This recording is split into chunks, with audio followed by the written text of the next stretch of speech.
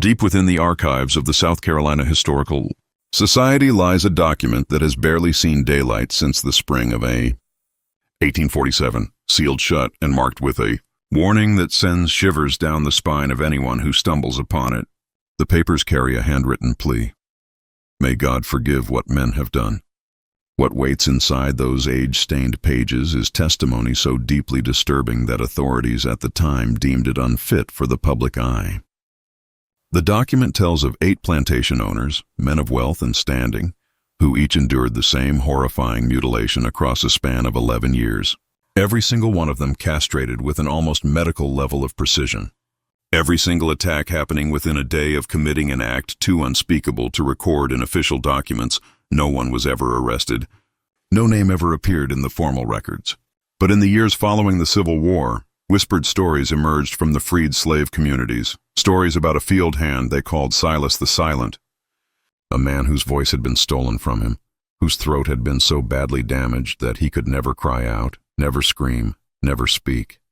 A man who carried out a campaign of vengeance so carefully planned, so absolutely terrifying that even those who suffered alongside him were afraid to say his name out loud. What I'm about to share with you is the reconstruction of events that authorities in South Carolina went to extraordinary lengths to bury, a pattern of violence so profoundly unsettling that those in power found it easier to pretend none of it had ever happened than to face what it revealed about the very foundation of the plantation system.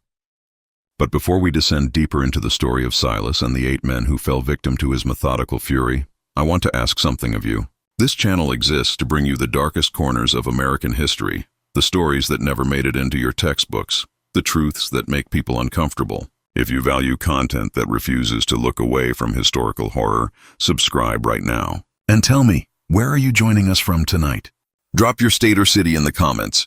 Now let's step into what might be one of the most disturbing tales of revenge that America has ever tried to forget. The sealed testimony didn't surface by chance. In 2003, a graduate student's relentless determination to uncover the truth finally brought these long-buried events back into the light. What she discovered would haunt her research for years to come, casting shadows she couldn't shake. Picture the South Carolina Low Country in 1836. A landscape where stunning natural beauty masked systematic human cruelty.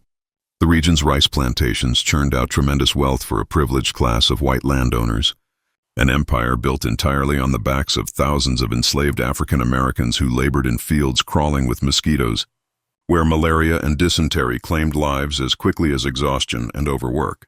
Charleston lay 40 miles to the east, presenting itself as a beacon of refined Southern culture. Elegant balls, literary gatherings, churches with steeples that pierced the sky. Meanwhile, the countryside surrounding this facade operated as an interconnected web of labor camps where human beings were purchased, sold, bred like livestock, and worked until their bodies gave out, all with complete impunity. The low-country plantation belt stretched along the coastal plains where tidal rivers met nutrient-rich soil, creating perfect conditions for rice cultivation. But rice farming was brutally punishing work. Enslaved workers stood submerged to their knees in stagnant water for hours on end, exposed to venomous snakes, hungry alligators, and waves of disease. Their hands were shredded and bloodied by the razor-sharp edges of rice stalks. Summer heat pressed down like a suffocating blanket, the air so thick with moisture and swarming insects it was hard to breathe. Winter delivered freezing rains that soaked through threadbare clothing, chilling people to the bone. On these plantations, the enslaved population massively outnumbered their enslavers, sometimes by ratios of 20 or 30 to 1, creating a permanent atmosphere of paranoia among the white plantation owners. That fear expressed itself through savage discipline, through elaborate systems of surveillance, through punishments designed not simply to control bodies but to terrorize souls. Somewhere around 1815, into this world of calculated cruelty, a child was born who would be given the name Silas. His mother, according to the fragmentary records that survived, was a woman named Patience who worked in the fields of the Rutledge plantation near Georgetown. His father's identity was never written down, though plantation ledgers made note that Patience's child was mulatto, revealing a white father. This seemingly small detail would prove significant in the rigid caste system that governed plantation society. Children born to enslaved mothers and white fathers occupied a strange, precarious position, legally enslaved through their mother's status, yet bearing the physical features of their oppressor fathers, which often marked them for special resentment or unwanted attention they could never escape. Silas grew up in the quarters, those overcrowded wooden structures where enslaved families existed in conditions barely worthy of being called shelter. The buildings leaked when it rained, became unbearable ovens in summer, offered almost no warmth when winter arrived. Privacy was an impossible luxury. Families were torn apart on economic whims, children ripped from parents, husbands separated from wives. The psychological devastation of this constant instability was beyond measure. Yet within these communities, people forged networks of support, kept African traditions alive by blending them with Christian teachings, sang songs that carried coded messages of resistance, found ways to hold on to their humanity in a system specifically designed to strip it away. By the time he reached 7 years old, Silas was already working in the fields. Plantation records from the Rutledge estate, carefully preserved in the South Carolina Historical Society, list him in 1822 as field hand, small tasks. By age 10, he was performing full adult labor.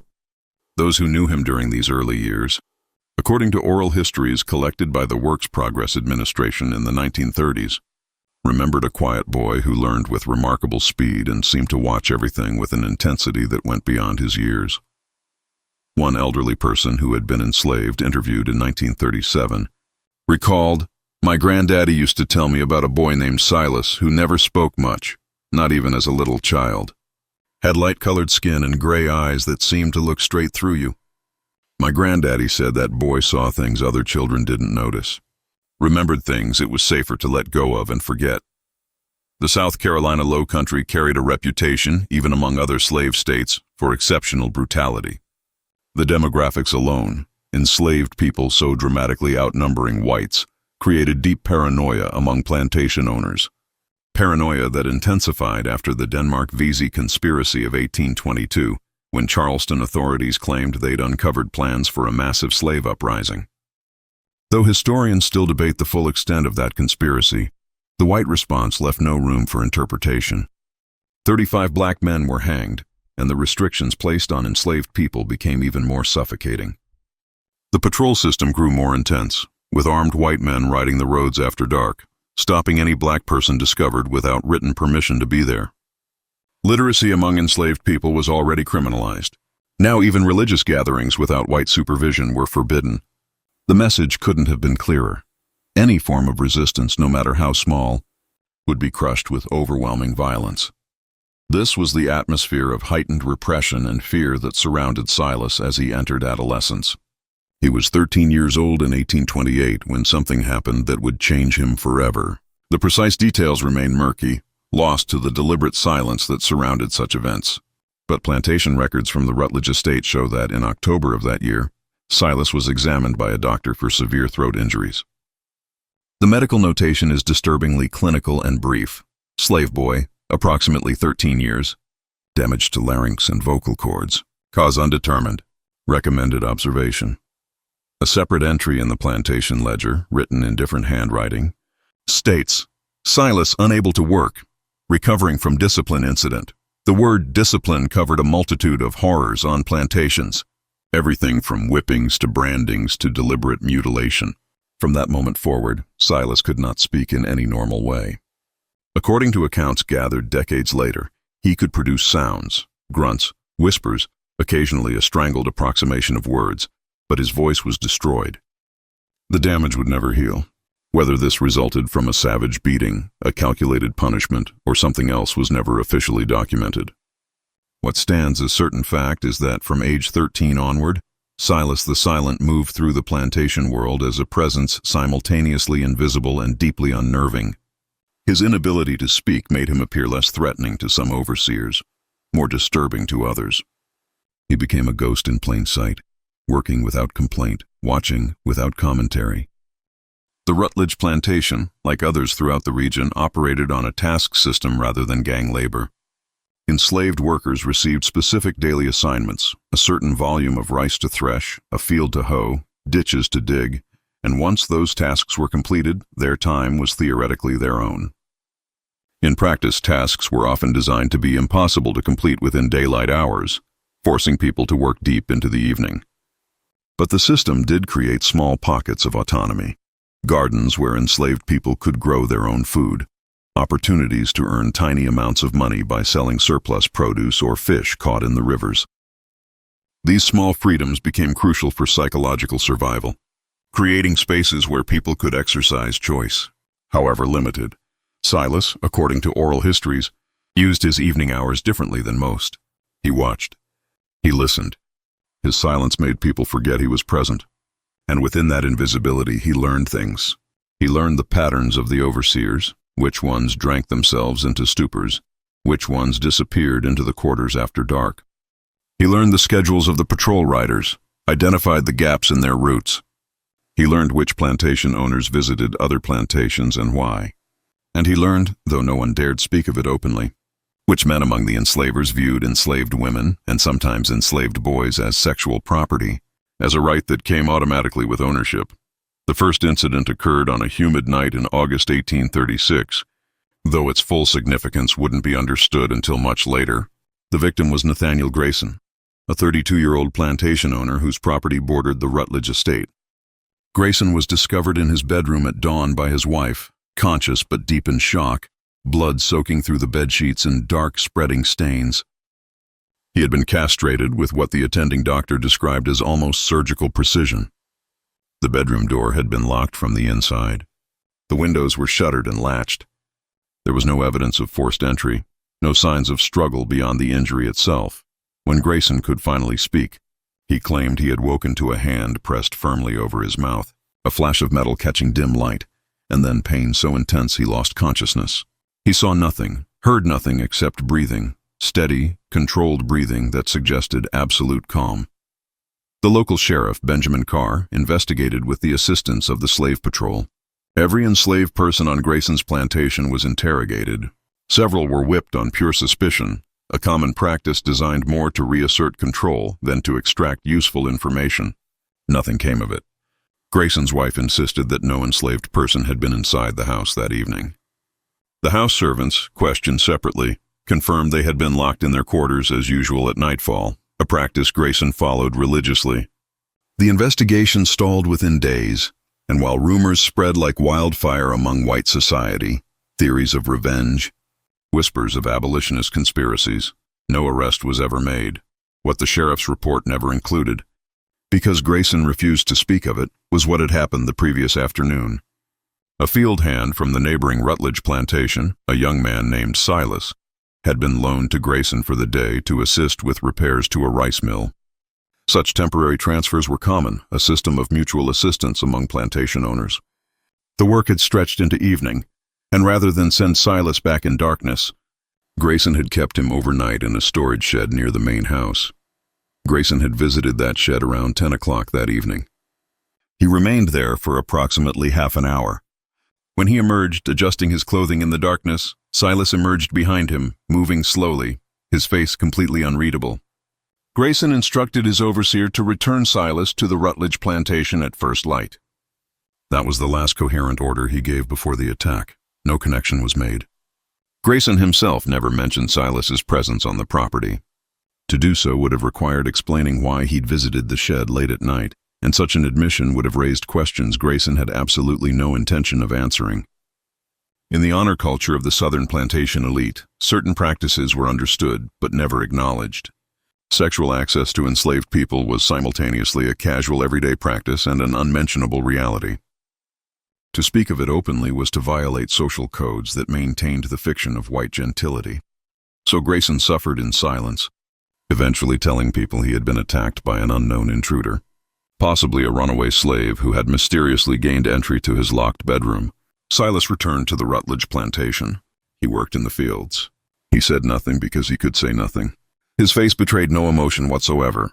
Life continued. 18 months passed. Then, in February 1838, a second incident occurred. The victim this time was Thomas Wainwright, owner of a medium-sized plantation 12 miles south of the Rutledge property. Wainwright was 41 years old, married with 4 children, a respected member of his local church. He was found by his overseer in the plantation office, a small building separate from the main house. castrated in exactly the same precise manner as Grayson. The door had been bolted from inside. Wainwright was unconscious from blood loss and shock. He survived, but remained completely unable to provide any useful description of his attacker. He claimed he remembered nothing. He had been working late on account books, and the next thing he knew, he was waking in agony. The sheriff investigated again. This time, the similarities to the Grayson case were impossible to ignore. Two plantation owners, both attacked in locked rooms, both suffering identical injuries, both unable to identify their attacker. Theories multiplied rapidly. An organized slave rebellion, a campaign orchestrated by abolitionists, a disturbed individual with a personal grudge against the planter class. The investigation once again focused intensely on enslaved people in the area, particularly those who had demonstrated any independence of spirit or intelligence that might suggest capacity for such a calculated crime. Several men were arrested, interrogated harshly, held for weeks before being released for lack of evidence. Once again, a critical detail went unreported. 2 days before the attack, Wainwright had traveled to Georgetown to conduct business. While there, he had negotiated the short-term rental of an enslaved worker skilled in carpentry. The Rutledge plantation, always looking to generate additional income, had begun renting out some of their more skilled enslaved workers to other plantation owners for temporary projects. Silas, despite his inability to speak, had learned carpentry skills and was considered a competent, reliable worker. He had been sent to Wainwright's plantation to repair damage to several outbuildings. The work took 3 days. Silas slept in a locked tool shed, ate meals brought to him by the plantation cook, and worked steadily from dawn to dusk. On the second evening, Wainwright visited the tool shed. He stayed for some time. When he left, Silas remained inside, motionless in the darkness. The next day, Silas completed his work and returned to the Rutledge plantation. The day after that, Wainwright was found castrated in his office. No connection was made because no one was looking for a connection. The idea that an enslaved person, particularly one who could not speak, could not cry out, could not even tell anyone what was happening to him, might be capable of such calculated revenge was unthinkable within the worldview of plantation society. Enslaved people were property, incapable of the kind of strategic thinking required for such acts. That they suffered was acknowledged with complete indifference. That they might respond with methodical violence was beyond consideration. But among the enslaved communities of the Low Country, whispers began to circulate. Nothing explicit, nothing that could be traced or used as evidence, but a pattern of knowing glances, careful silences. The name Silas was mentioned in contexts that suggested far more than his carpentry skills. An elderly woman interviewed decades later recalled, "We knew there was somebody out there making those white men pay. Didn't know for absolute certain who, but there was talk about a man who couldn't speak, who moved like a shadow in the night. People were scared of him, but not the way you'd be scared of something evil. More like how you'd be scared of a storm approaching. You know it's coming. You know it's powerful. And you just try to stay out of its path." By 1840, 4 plantation owners in the South Carolina Low Country had suffered the same fate. Each attack followed an identical pattern: locked rooms, no sign of forced entry, surgical precision, no useful description of the attacker. The victims, Grayson, Wainwright, and now Edmund Talbot and Henry Prescott, had little in common on the surface. They were different ages, owned plantations of different sizes, belonged to different social circles. The only thread connecting them was geography. All lived within a 20-mile radius. All were part of the interconnected economic network of rice plantations that defined the region. The attacks had created a climate of genuine fear among the planter class. Locked doors no longer felt secure. The presence of enslaved people in and around homes, once taken entirely for granted, now generated paranoia. Some plantation owners began sleeping with loaded pistols within arm's reach. Others installed additional locks, hired extra overseers, increased the brutality of their control measures in hopes of intimidating potential attackers. The slave patrols intensified their night rides, stopping and questioning any black person found on the roads after dark, often with violence. But the attacks continued, unpredictable in their timing, but absolutely consistent in their method. What the plantation owners didn't know, what they couldn't know, because they had never paid the slightest attention to the movement of enslaved workers between plantations, was that Silas had been present on each property in the days immediately before each attack. The Rutledge plantation had developed a profitable side business renting out skilled enslaved workers, and Silas, with his carpentry abilities and his unsettling silence, was frequently loaned to other plantations for short-term projects. He was invisible to them, a tool rather than a person in the eyes of those who rented his labor. The pattern was never documented in any official record, but it was there, clear as daylight if anyone had cared to look. Silas would arrive at a plantation, work diligently for several days, sleep wherever he was assigned, usually a shed or storage building separate from the main slave quarters, and complete his tasks efficiently. And on some of these plantations, not all but some, a particular owner would visit him in the night. What happened during those visits was never discussed, never recorded, existed only in the private hell of those who experienced it, and the cold calculation of the one who remembered everything. Then Silas would return to the Rutledge plantation, and within 48 hours, the man who had visited him would be found castrated, often in a locked room, the attack executed with such speed and silence that even a wife sleeping in the same house might hear absolutely nothing. The investigation, such as it was, remained fragmented because no one connected the attacks. Each incident was treated as separate, investigated by local authorities who communicated poorly with their counterparts in neighboring jurisdictions. Sheriff Carr, who had investigated the first two cases, was now convinced he was dealing with a serial attacker. But his attempts to coordinate a broader investigation met resistance. Plantation owners were reluctant to discuss the attacks openly, partly from shame at their injuries, partly from fear of encouraging copycat crimes or slave insurrections. The South Carolina Gazette published brief reports of violent incidents on low-country plantations, but deliberately avoided details that might inspire panic or provide information to potential attackers. In the enslaved communities, a different kind of knowledge circulated beneath the surface. People knew that certain plantation owners were being targeted. They knew that whatever was happening, it was justice of a kind their legal system could never provide. Enslaved women, particularly those who had been repeatedly raped by white men, spoke an encoded language about the silent one who made men pay. But they also knew that openly celebrating or even acknowledging these attacks would bring collective punishment.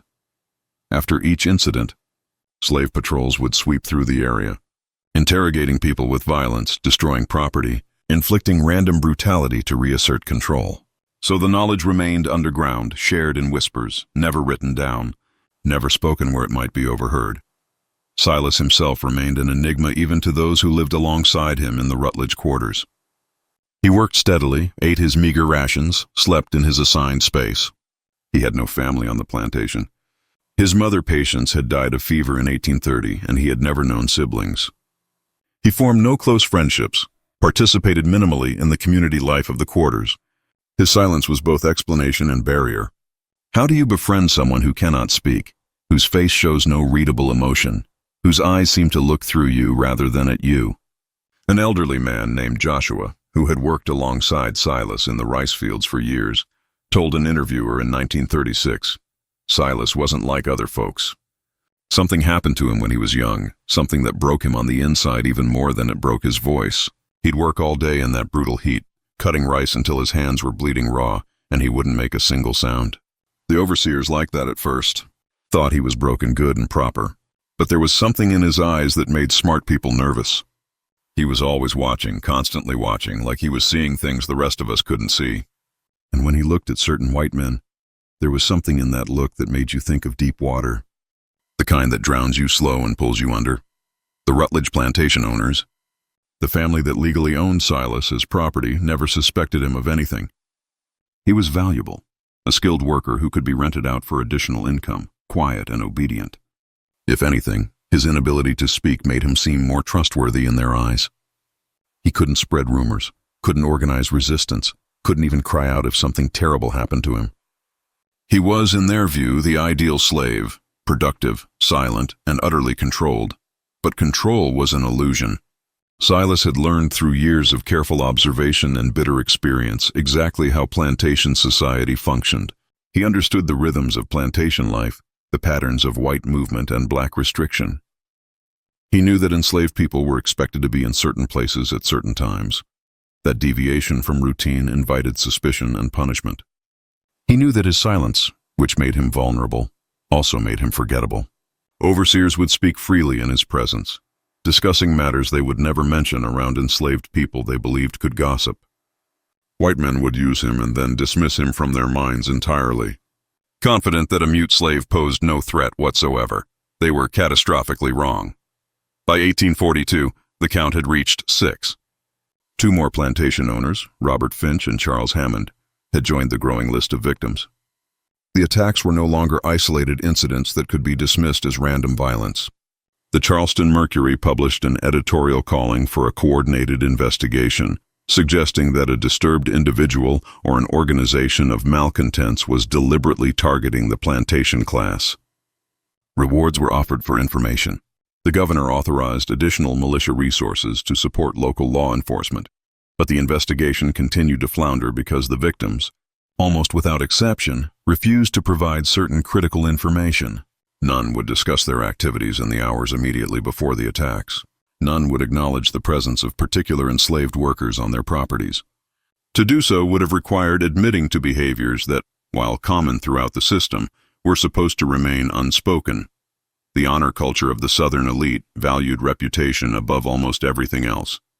A man might rape enslaved women and boys with complete impunity, but to acknowledge such acts publicly was to lose standing in society.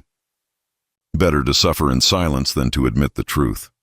This silence protected Silas more effectively than any deliberate plan ever could.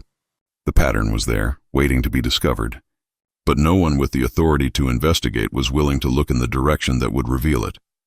And so the attacks continued, each one a precise, methodical act of revenge that left its victim alive but utterly destroyed, capable of knowing what had been done to him but powerless to name his attacker. Just when the investigation seemed hopelessly stalled, an unexpected witness emerged who would threaten to unravel everything. Her name was Dinah, a house servant on the Hammond plantation, and she had seen something the night Charles Hammond was attacked, something she couldn't forget no matter how desperately she wanted to. Dinah was 34 years old in 1842, a woman who had spent her entire life enslaved on various low-country plantations. She had been sold twice, once as a child when her original owner died, once as a young woman when a plantation went bankrupt. The Hammond plantation was her 3rd place of bondage. As a house servant, she occupied a complicated position in the plantation hierarchy. House slaves generally had better food, better clothing, less physically demanding work than field hands. But this proximity to white owners came with its own unique terrors. House servants saw and heard things, marital conflicts, financial troubles, private cruelties, that made them uniquely vulnerable. Knowledge was dangerous for enslaved people. Witnessing things you weren't supposed to see could get you sold away, beaten, or killed. On the night of Charles Hammond's attack, Dinah had been sleeping in a small room off the kitchen, as was customary for the cook and primary house servant. Around 2 o'clock in the morning, she woke to use the chamber pot and heard something, a sound so faint she almost convinced herself she'd imagined it. It was a footstep on the stairs leading to the 2nd floor where the family bedrooms were located. The staircase was old and certain steps creaked predictably. Dinah knew those sounds intimately, had climbed those stairs countless times each day. What she heard was someone moving slowly, carefully, testing each step to minimize noise. She should have stayed in her room. Every instinct of survival screamed at her to remain silent, to see nothing, to know nothing.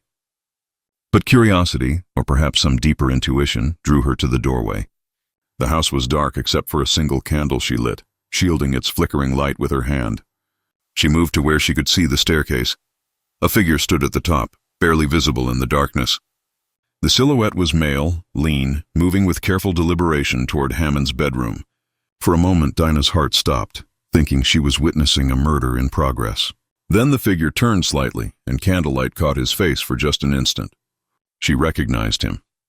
Silas, the carpenter from the Rutledge plantation who had been working on the property for the past 3 days, repairing gallery railings and several window frames.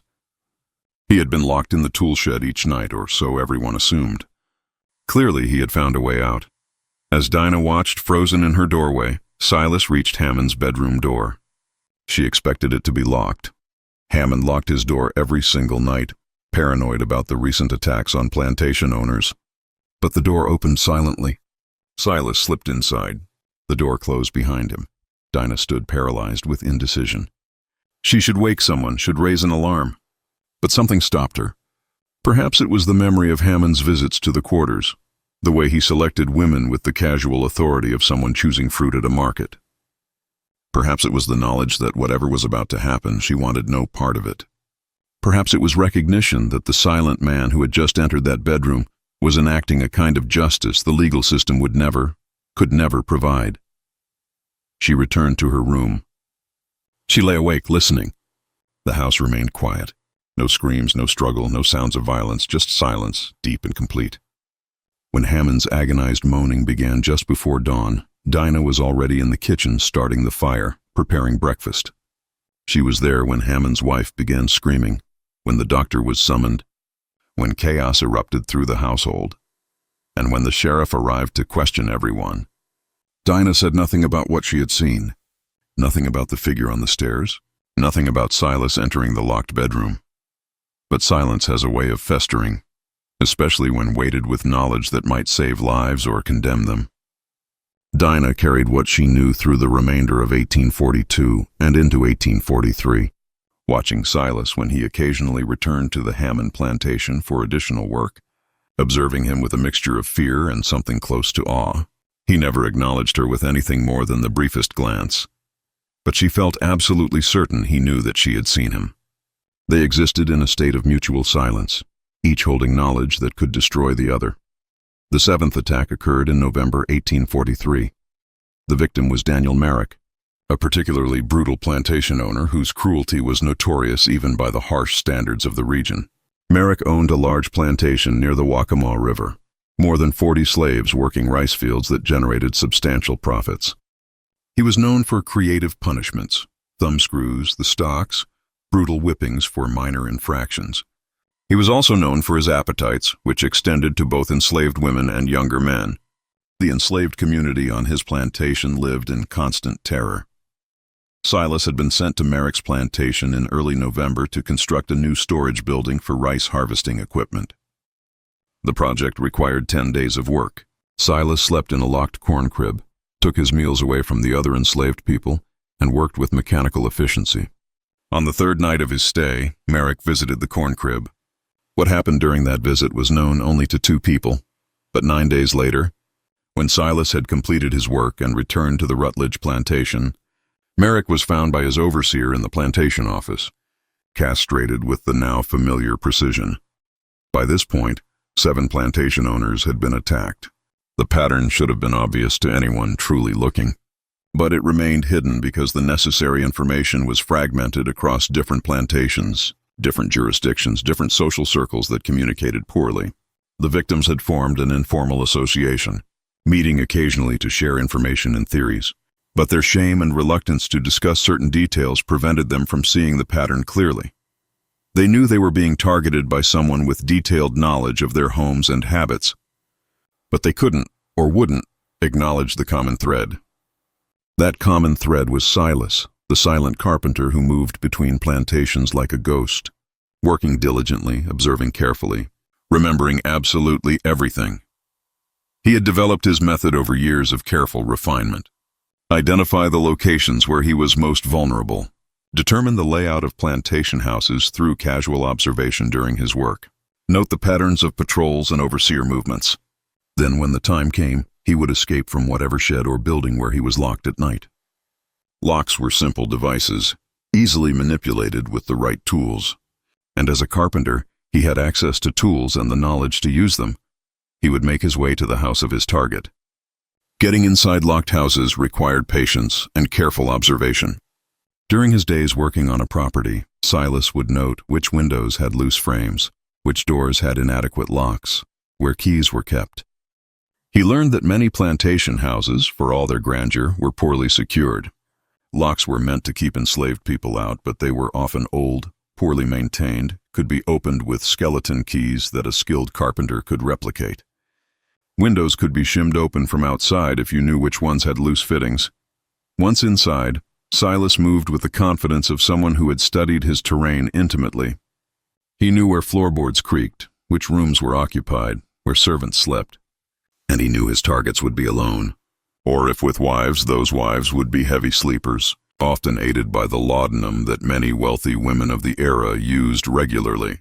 He would enter the bedroom silently, approach the sleeping man, and in one swift motion place a cloth soaked in chloroform, stolen from plantation medical supplies during his daytime work, over his victim's face. The man would struggle briefly, then lose consciousness. Silas would work quickly then, using surgical tools he had carefully acquired and hidden. The castration was performed with precision that suggested medical knowledge, though where Silas had learned such skills remained mysterious. Within minutes he would be gone, slipping back out of the house the way he had entered, returning to his locked shed to wait out the remaining hours before dawn. The chloroform explained why victims remembered so little. The surgical precision explained why most survived. Silas had no interest in murder, which would bring far more intense investigation. His revenge was specific, to take from these men what they had taken from him and others, to inflict a permanent reminder of their crimes, to transform sexual predators into damaged, broken creatures who would never assault anyone again. But Dinah's knowledge remained a ticking bomb. In early 1844, she made a decision that would change everything. She approached Reverend Thomas Clayton, a Presbyterian minister who served several low-country plantation churches and had a reputation as a reformer who occasionally, very carefully spoke about the moral problems of slavery. Dinah requested a private conversation, an unusual request from an enslaved person to a white minister. Clayton, intrigued and somewhat suspicious, agreed to meet her in the Hammond Plantation Chapel. What Dinah told him that afternoon in February 1844 was fragmentary and careful. She didn't identify Silas by name initially, but she described seeing a man in the Hammond house the night of the attack, a man who shouldn't have been there. She described his silence, his careful movement, the way he had entered a locked room. She told Clayton she believed this same man was responsible for the other attacks, that he moved between plantations, that he was exacting revenge for something terrible. She didn't explicitly say what that something was. To do so would require acknowledging the systematic sexual violence that pervaded the plantation system, and such acknowledgement could get her killed. But she hinted, and Clayton, who was more perceptive than many of his peers, understood. Clayton faced an impossible choice. If he reported what Dinah had told him to the authorities, she would certainly be punished, possibly killed for not coming forward immediately. The perpetrator would likely be caught and executed. But Clayton had enough moral imagination to understand that what he was dealing with wasn't simple criminality. It was revenge for sustained, systematic abuse. He asked Dinah why she was telling him this now, months after witnessing the attack. Her answer was simple: because there's going to be more. I can see it in him when he passes through. And maybe if somebody knows, if somebody understands what's really happening, something can change. Clayton made a decision that defied every social convention of his time and place. He said nothing to the authorities. Instead, he began his own quiet investigation, traveling between plantations, speaking to enslaved people under the guise of religious ministry, gathering stories that confirmed what Dinah had suggested. He learned about a silent carpenter named Silas. He learned about plantation owners who visited locked sheds at night. He learned about a pattern of horror that the white establishment refused to acknowledge because acknowledging it would require confronting the deepest moral rot of the slavery system. What Clayton didn't anticipate was that his investigation would draw attention. In a society built on surveillance and control, a white minister asking careful questions about plantation owners and their private behavior raised alarms. By summer of 1844, Clayton found himself called before a committee of concerned citizens in Georgetown, questioned about his activities, warned that his interference in plantation discipline was unwelcome. He was told in terms that left no room for misunderstanding that his continued service as a minister in the Low Country depended entirely on his discretion and his willingness to support, not question, the established social order. One committee member, a prominent plantation owner named Augustine Sheffield, was particularly direct. "We understand you've been asking questions about matters that don't concern the spiritual welfare of anyone, Reverend. Questions that suggest you've forgotten your place and purpose here. That can be corrected or it can be concluded. The choice is entirely yours." Clayton understood the threat. He stopped his investigation, or appeared to, but he kept detailed private journals documenting everything he had learned, writing in a personal shorthand that he believed would protect the information if his papers were ever seized. These journals, discovered in a Charleston estate sale in 1998, provide the most complete contemporary account of what was actually happening in the Low Country between 1836 and 1847. In one entry from August 1844, Clayton wrote, "I have learned the identity of the man they seek, though they know not whom they seek.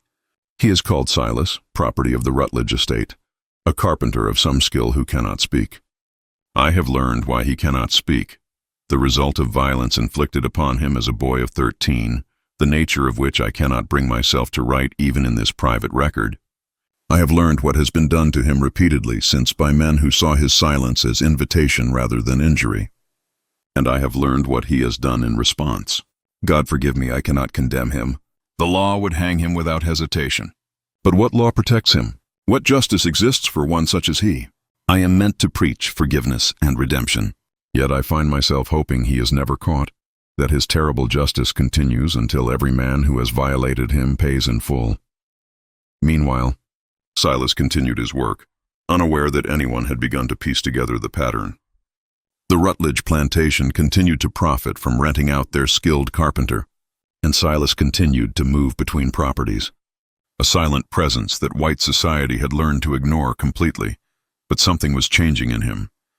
According to those who observed him during these years, the elderly, formerly enslaved people interviewed in the 1930s spoke of a man who seemed to be slowly disappearing even as he remained physically present. He got thinner, one woman recalled, like he was burning up from the inside. His eyes got darker, deeper. You'd look at him and feel like you were looking into a well with no bottom. Some folks started avoiding him, not because they thought he'd hurt them, but because being near him felt like being near something that had already died but forgot to stop moving. The eighth and final attack occurred in March 1847, and it would prove different from all the others in ways that would finally force the truth into the open. The target was Jonathan Caldwell, a 47-year-old plantation owner whose property sat along the Black River, one of the most profitable rice-growing regions in South Carolina. Caldwell was wealthy even by planter standards, owning more than 60 enslaved people and extensive land holdings. He was also a member of the state legislature, a position that gave him considerable political influence and protection. Unlike the previous victims who had been reluctant to discuss their attacks publicly, Caldwell was known for his arrogance and his belief that his political connections made him untouchable. In early March 1847, Caldwell contracted with the Rutledge plantation to borrow Silas for a month-long project, the construction of a new overseer's house and the renovation of several slave quarters that had fallen into disrepair. It was an ambitious project that would require Silas to work on the Caldwell plantation for an extended period, longer than any of his previous assignments. The Rutledge estate manager, pleased with the substantial rental fee Caldwell was offering, agreed immediately. Silas was transported to the Caldwell plantation on March 3rd, along with the tools and materials he would need. The Caldwell plantation was larger and more brutal than most. The overseer, a man named Horace Strickland, was notorious for his violence. He carried a whip at all times and used it freely. The enslaved population lived in constant fear, worked past the point of exhaustion, suffered punishments for infractions both real and imagined. Several people had died in the fields in recent years from overwork and untreated injuries. The atmosphere was oppressive, heavy with the kind of despair that comes from knowing no relief is possible, no escape available. Silas was assigned to sleep in a small workshop separate from the main quarters, a building where tools were stored and minor repairs completed. It was a wooden structure with a heavy lock on the door, bars on the single window. Strickland made a point of locking Silas in each night personally, checking the lock twice, warning him that any attempt to escape would result in a whipping that would leave him unable to work for weeks.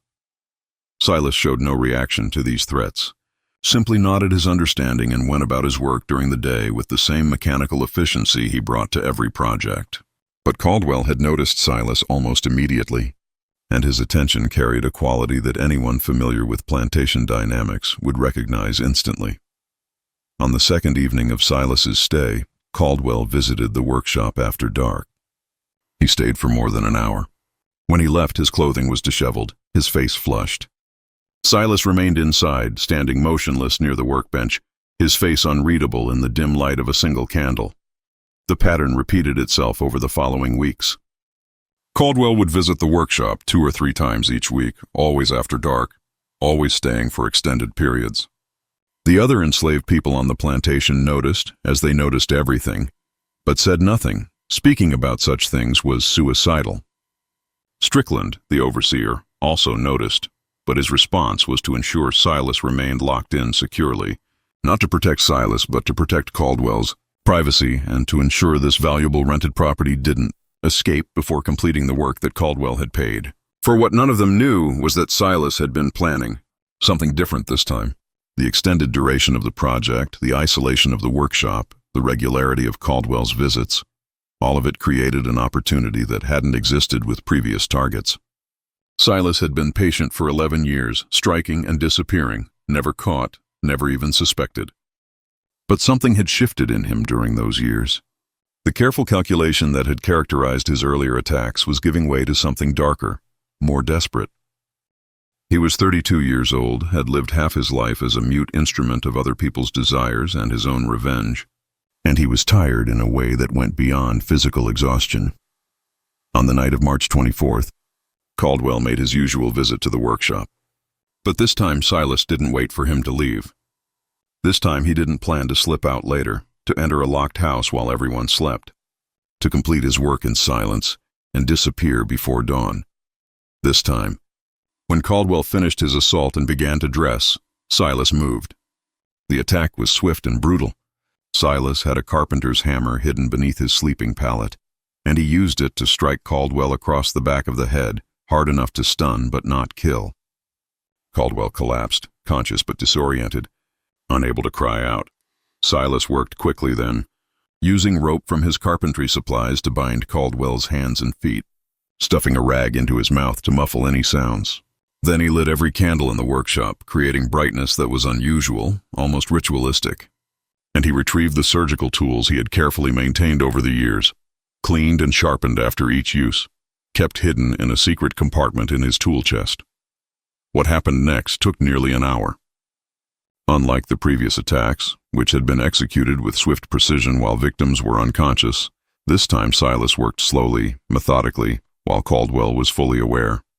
The castration was performed in stages, with long pauses between each cut, during which Silas would simply stare at Caldwell's face, watching the terror and pain, making no sound himself but ensuring his victim understood exactly what was happening and why. It was torture, deliberate and calculated. A reversal of power so complete that Caldwell, for perhaps the first time in his privileged life, understood what it meant to be utterly helpless, to have your body violated while you were powerless to prevent it, to know that no one would come to help you because you were not considered fully human by those who held power over you. When Silas finally finished, he cleaned his tools carefully, put them away, and did something he had never done before. He unlocked the workshop door from the inside and walked out into the night, making no attempt to hide, no attempt to return to the locked building before dawn. He walked across the plantation yard, past the main house where lamps still burned in some windows, past the quarters where enslaved people lay awake, listening to sounds they couldn't quite identify. He walked to the edge of the plantation property, to the river that marked the boundary, and he stood there looking at the dark water as the first light of dawn began to gray the eastern sky. He was found there at sunrise by Strickland, the overseer, who had discovered Caldwell in the workshop, screaming through his gag, barely conscious from blood loss and shock. Strickland had immediately organized a search, expecting to chase an escaped slave through the swamps. Instead, he found Silas standing calmly by the river, his hands still stained with blood, his face showing no emotion, no fear, no regret. When Strickland approached with 3 other white men, all armed, Silas made no attempt to run. He simply turned to look at them. And later Strickland would tell people that the look in Silas's eyes was the most terrifying thing he had ever seen. Not rage, not madness, but something emptier and colder, like looking into the eyes of a man who had already left his body behind. Just when you think you understand the full scope of this horror, remember that Caldwell was the 8th victim we know about. How many others might there have been? Attacks that went unreported, victims too ashamed to admit what had happened to them. If this story is giving you chills, share this with someone who appreciates dark historical mysteries. Hit that like button to support content that doesn't shy away from the brutal truths of American history. And make sure you're subscribed to The Sealed Room. We have more stories like this one, tales that history tried to bury. Now, let's see what happened when the truth finally came out.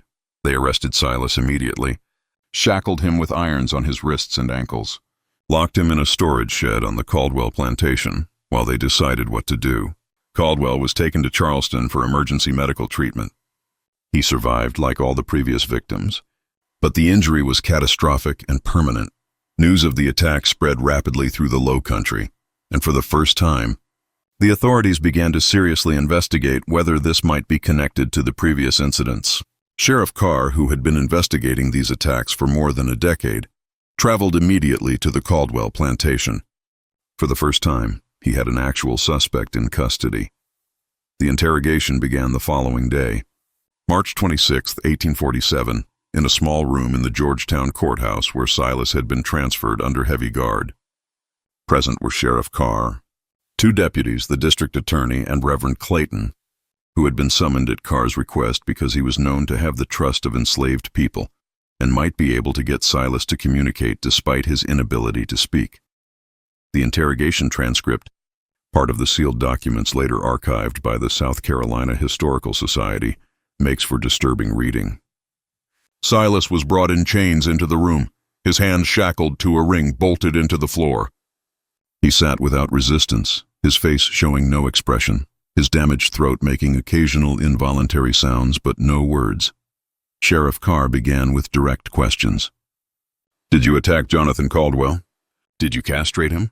Silas nodded slowly to both questions. No denial, no attempt to escape responsibility. Then Carr asked the question that mattered. "Have you done this before? Are you responsible for the other attacks?" Silas stared at him for a long moment, then nodded again. The men in the room exchanged glances. They had suspected, but confirmation was different. Carr pressed further. "How many? How many men have you attacked?" Silas held up both hands, fingers spread. 8.